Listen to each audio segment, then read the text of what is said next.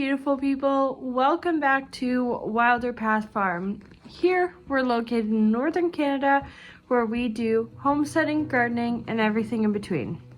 It is winter and temps are dropping, although next week is looking like it's going to warm up a little bit.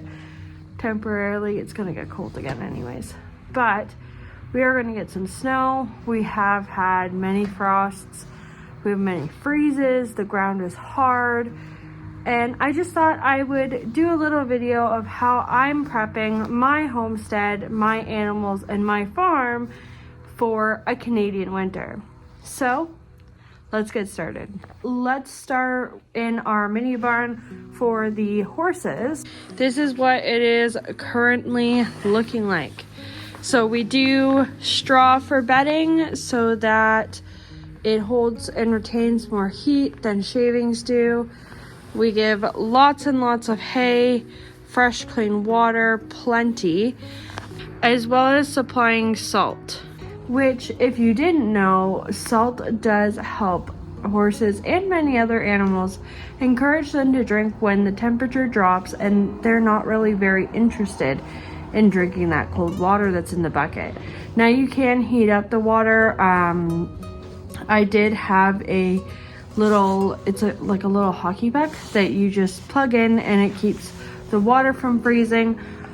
Although Canadian winters are very cold, this barn does stay very warm even when it hit negative 12 last night. So I'm not too concerned about the water buckets freezing. If they do get frozen, it'll be for a very short period of time. And I know what I'm going to do to kind of avoid that and combat that. But before we get into that, let's continue on the barn. So I also don't seal up in every nook and cranny. The ceiling is open here, all through here, and I could seal it. If this winter turns out to be very cold and I find that it's just causing more problems, then I may still seal it up. But for now, I'm using it as a ventilation to ensure that breathing wise, my horses aren't breathing in dust, ammonia from their own urine, and just constantly getting a supply of fresh air. The doors are sturdy and heavy. There's a glass panel to ensure sunlight in. There is a small gap there that is going to be sealed by another clear plastic to allow light in, because as you can see it is quite dark, and we do have a light and the light is on, but it is still quite dark. So with that said, this is how I kind of prep the barn. If there was like a major freeze, a snowstorm, freezing rain or anything like that, I would ensure to bed the animals pretty heavily to ensure that the straw locks in the most heat, as well as I'm probably going to be less motivated to go grab a whole new bed of straw if I have to get out the whole stall and then put all new straw back in. It's better just to pick out the manure and the urine and just be done. So yeah, I do put a pretty heavy bed down, as well as here I would move out all this stuff. I'm still organizing and cleaning up, but I would move this stuff and put a couple small squares here to use to ensure that the horses both have sufficient hay. Okay, so let's move into the garage and let me show you some of the other things that I would prep if there was a storm gonna happen. It's really cold, there's gonna be the first sudden freeze, or you know, it's gonna be a massive snowfall and it's gonna be a little bit difficult to get around compared to a normal day. So we did have a really pretty good freeze last night. It was negative 10, 12-ish. So I did fill up my water buckets. Let me show you what I'm talking about. So this is just the extra of what I filled up yesterday just in case. Now, I did top up Amora's water bucket, so it was full, as well as all the outside troughs were full, because we don't have water lines yet. I should have thought about that a little bit earlier in the season, but here we are. So I will figure that out next year. We're not doing anything more this year. We are relaxing. We are taking the winter off and just enjoying ourselves, as well as making content for you guys and getting wood for the next few winters. So what I do is I grab all my buckets and I start adding more water. This is in case of an emergency. If my water line freezes, something happens, I don't know. So this is an extra chicken water here with the little nipples on it. I have another bucket of water. This water does look dirty. I swear it's clean. It's just as clean as the other ones. The bucket's just, it looks darker. We got the 2 other horse buckets full. As well as I soaked enough beet pulp for a few days and kind of like over soaked it, so that what I can do is I can take a scoop of this with the beet pulp and the water, put it in this bucket with the grain on the bottom, and let the excess water soak in. I soaked her hay cubes to ensure that that was already done for tonight, so I did that yesterday. And then I get my blankets out in case needed. First aid is always really good to have on hand. Okay, so that is that. Obviously we didn't have like a huge major snowfall or anything, but I'm just kind of showing you, walking you through some of the things that I would do in case that were a thing. Honestly, I don't think if there was a major snowfall, I'd be filming this video because I'd be too busy dealing with that. So I decided to do this video on a nice day that isn't too cold and doesn't have too much fresh snow on the ground. So yeah, I would stock up my water, make sure I have extra in case you need to clean a wound or anything like that. Top up your own, your other waters, and kind of prep yourself like that. Let's move on to outside. So currently my property looks like this. We're just gonna have to deal with this until the spring, so bear with me. But if this was cement, I would probably spread some sand down, or if you're more of a salt person, I'd put salt down. But this is clay and mud, so yeah, it is what it is. Any snaps like this, these freeze when it is super cold. So typically we have the snaps like this.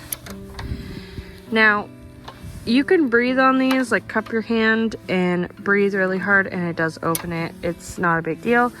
But if these goats who do go away in the nighttime into their barn and their stall, I would take the snap off and just like I did here, loop it through, ensure to hold it for when I do need it, and leave it loose. It is always on the coldest day of the year that you will run into fence problems. Let me tell you from experience. So if you run electric fence, I would check it before and the day of, and hope that, you know, if there's any small problems, you fix it the night before.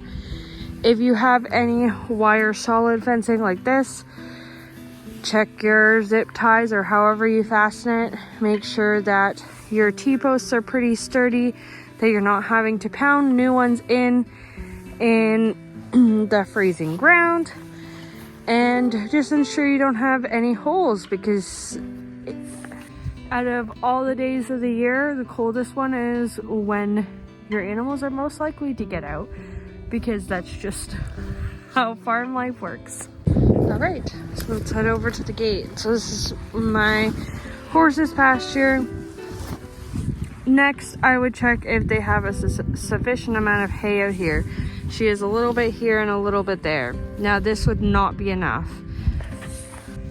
So personally, I would probably just put whatever hay that I'm going to give her, or however many animals that you are feeding. I do have goats as well, but they're in a separate little pasture. But I would put that aside. Now, depending on how far your hay is from your field, that will depend on where you place it. But because my hay is just over there in that orange carport, and this is the entrance to her field, I would probably just do that tomorrow, especially in case of a large snowfall, because the hay is just gonna get covered anyways. Are you saying hello? Okay, next, any solid fences, any nails missing in your, any rails missing, boards, whatever, you need to replace before a huge snowfall or huge freeze. Trust me, it's going to be the last thing that you want to do, having to freeze your butt off holding nails, a hammer, and a rail up trying to put a board back on. Or like a gate, you definitely want to make sure that these are secure and ready to go. I'd also check all waters. This one is half full, so if it's not already frozen, if you have a water heater, great, make sure that's on. If you don't, either move the water to somewhere that's going to stay warm, or just assume that you're gonna have to break it in the morning. So if it were freezing, I would leave the camera alone. I would fill this water trough up to the top and make sure that it is full. I definitely wouldn't want to be hauling water on a really cold day or when the snow is really deep. You're very cute. You know that? You're a troublemaker. You're a troublemaker. Make sure that you have all emergency supplies, lead rope, halters for animals that need them, cows, horses, goats.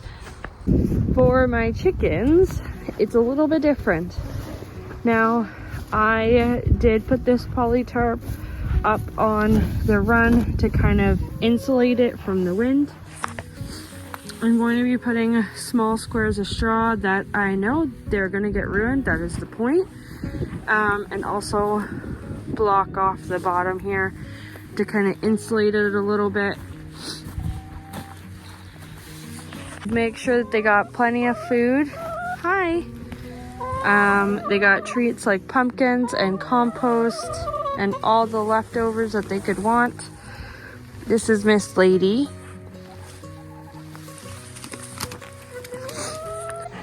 But most important again is going to be the water. So if you had a heated water, great. If you have a heated dog bowl, that's even better. And if you're just breaking water because you're not gonna buy a heated water, that's fine, all good. What I would probably recommend is keeping the water inside the coop. If it's gonna freeze really bad one night, but it's not gonna freeze during the day, then I would bring the water in from the night to somewhere that's warmer, that's not going to freeze, and then bring it back out in the morning. So this is what their coop looks like. It is dirty, I know. They have this water right now, and I can bet you any money that one nipple is frozen, right? But this nipple is not. This water is not frozen, but I do have that additional water inside the garage that I did show you earlier in this video that I could replace it with if need be. I do ensure that all of my chickens have optimal roosting space out of the wind. The only opening that's open during the day is that. Their window is closed, and this door is typically also closed. For most animals except exotics, I'd pretty much say horses, goats, chickens, they do fare pretty well during the winter as long as you acclimate them properly. Meaning my horse is wearing blankets right now. I don't need to blanket my horse, but I do work her, and that means that she does get sweaty. So if she has a super thick coat, it's going to take a very long time. If not, it's not going to dry from that sweat. So I put a light blanket on to inhibit the winter coat from fully coming in. Now, wild horses, most horses do not need blankets, and that is okay. When would I blanket? My horse doesn't currently have a shelter in the field. Why? Because we have this barn. We decided to get her a little bit last minute, and yeah, we will be putting a shelter in there next year. But it's my job that this year, that if the weather is too poor for her to be outside, I bring her inside to ensure that she is safe. It's freezing rain and she does not enjoy to be outside, then she can come in. If she prefers to stay outside, then she can stay outside. But again, animals will be animals. You do not need to baby them. I am notorious for babying my animals because they are pets. They are family to me. But you can choose for you of how you're going to treat your animals. I just ensure that they're given the best of what they can. The chickens probably don't even need the insulation. With the straw and the tarp, they probably would be just fine, but I'm going to do it anyways. The goats have inside their barn about four large round bales of straw to insulate that barn to make it warmer. It does stay fairly warm, but just to make it warmer. They have access to that barn at all times, so in case it were to rain, they would be able to go in and get out of that rain and just kind of not be in all the elements. So that's kind of what you want to focus on. Does your animals have shelter? Yes. Is that shelter draft free and dry and warm? If it's a three-sided shelter, is it blocking them from the wind efficiently? All those things need to be addressed. Next, I would say is water. Water is a huge deal. Animals need fresh, clean water that is not frozen. I am not about letting animals just consume snow for their water intake. That personally does not work for me. I'm against that. If that works for you, totally okay. You do you, not for me. But yeah, I like fresh, clean water at all times. It is just my thing. And then I would also say next is a constant source of hay or food, whatever they're eating. The chickens have their grain. They have still their soaked fermented feed. The goats have their twice a day feeding, as well as constant access to hay inside their barn and their stall. Amora, the horse, has hay outside, water outside, and she has hay and water in her stall, as well as she gets 2 feedings per day. So I would say that is the basics of prepping your animals for winter. Now, kind of the things that you might not think about when it starts to freeze or snow. Bring in all hoses. That is a big thing. Do not forget them outside. Currently, I'm staring at a hose that I forgot outside last night, so I have to bring that in. It is drained. It does not have any water in it, but it needs to come inside. The constant freezing of that hose is going to deteriorate the quality of that hose and will be more prone to holes and leakage and all that kind of stuff. Now, if you're getting a heavy snowfall, I would prep any machinery that you're going to need for snow removal. So this is our ATV. It is getting a plow on the front of it, hopefully this weekend. Now, will this push all the snow? No, but it will be able to help us clear some bigger pathways to the horse and all the other animals. Next, we have our snowblower. Snowblower is filled up with gas. It's had an oil change. So that means it's all ready to go. The ATV is filled with gas and it is ready to go as well. We have shovels at the ready, which is also very important. And the next thing I would say is your form of however you're gonna handle ice. So whether that be salt or sand, you choose. I'm not gonna give you any opinions on that, but just choose what works for you and stock up on it before the freezing rain or the ice does form. Okay, next I would say if you run a farm and you heat your home with any sort of wood or oil, make sure that your oil is stocked up and make sure your wood is ready to go. We do have some wood that is currently in the house in the basement, as well as quite a bit that we're waiting to dry out. This wood is very well seasoned. It is our maple, and we have some poplar behind, and this will keep the house warm. I am stating this solely because you want to make sure that you have enough wood inside the house that if you were snowed in, you wouldn't have to, like once you get yourself out, of course, you wouldn't have to then lug all that wood to get inside your house to stay warm. And contrary, if you do have oil, make sure your oil furnace or tank or whatever, propane, same thing, is filled before a big storm, because I can bet you any money that if you call a couple of days before, the co-op or whatever is going to be booked for a while because of all those people that are calling in who also forgot to fill their tanks. One thing that I did forget to mention is I would ensure that you don't have to get any hay or straw in, because if your hay guy has to come in a storm, I can assure you that he's not going to be happy with you. So make sure you have enough hay and straw for at least a week. I honestly like to have a month's worth of hay and straw in case something were to happen. It gives me ample time to find enough hay and straw to last me however long. That is not all that I have. I have a whole bunch of straw in the barn, as well as I do have a whole bunch under that blue tarp, and then I have some more coming later this week.